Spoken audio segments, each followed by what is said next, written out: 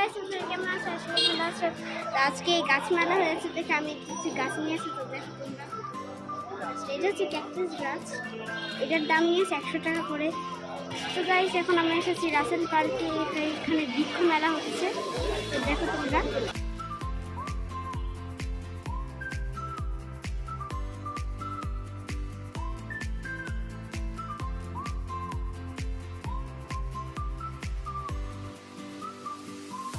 আমরা অনেক বেশি করে গাছ কিনেছি।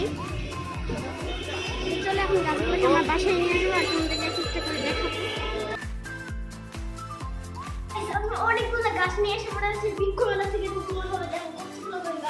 তো গাছ, এবার প্রথমবার আমি বাস্তবে এই গোল ক্যাকটাস দেখেছি।